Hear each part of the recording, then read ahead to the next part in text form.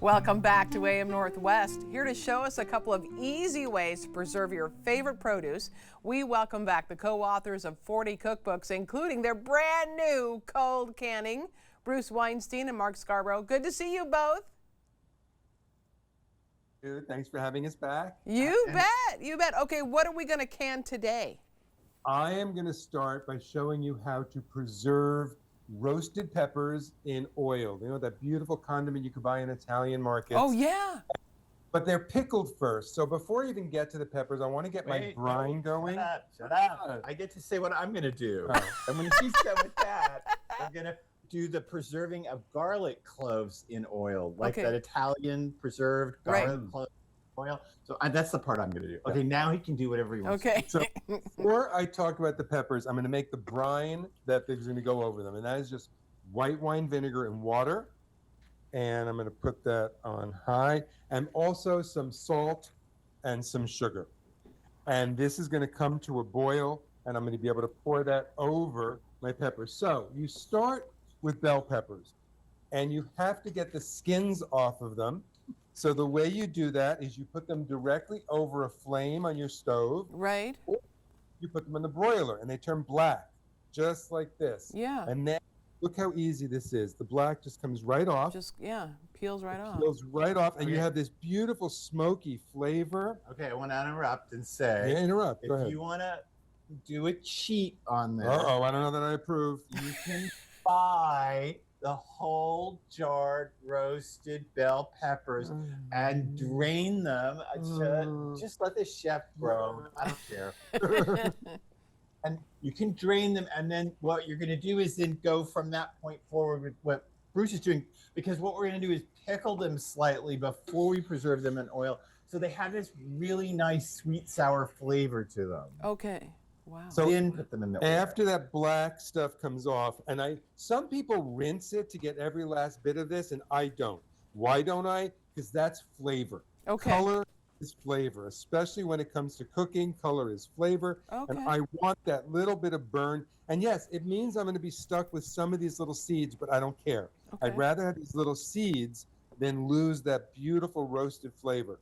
And then all of the peppers that I did get packed into this jar, and then we have this vinegar and water, this wine vinegar, water, salt, and sugar thing, which is now coming to a simmer.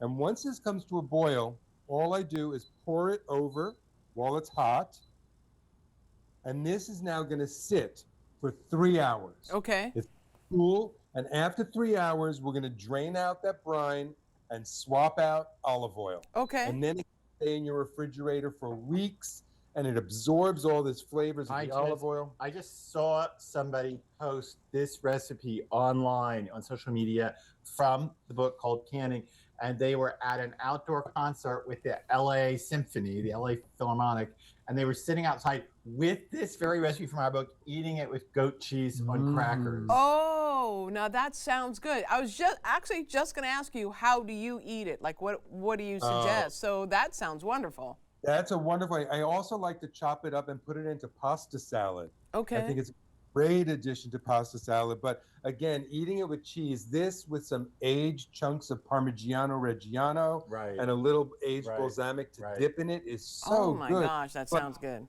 It as flavorful and good as this is, what Mark's going to show you is even more flavorful. And by the way, on both these recipes, when you're done, and let's say you've eaten this thing down, and he swapped out that brine for the oil, you don't want to throw that oil out, because that oil is now really flavored. I mean, it's great salad, right? Yeah. Okay, so I'm going to do the garlic, and this is really, really simple. I'm going to put a metric ton of garlic cloves.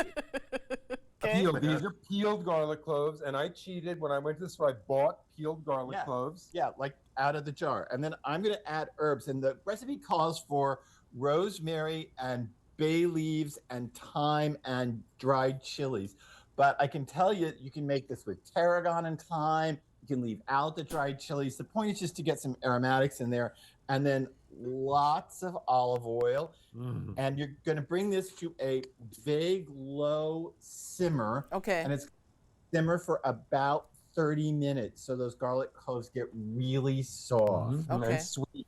and really soft. And once that happens, Swap out. I have it right I here. did this right before we came on with you, and these went 30 minutes. The house smells so good. And you Oh, can see how they change color. They've Right. become very, can you turn that off? Yep. They've become very darkly colored. And now I'm basically just taking them out of that oil. This oil is, and they're, I don't know if you can tell, but they're very soft. They're really soft. very- You just spread this on toasted bread. Yes. Oh my gosh. God. Even if you bring in pizza from a pizza place, Yeah. take these out of your fridge and sprinkle them around your pizza.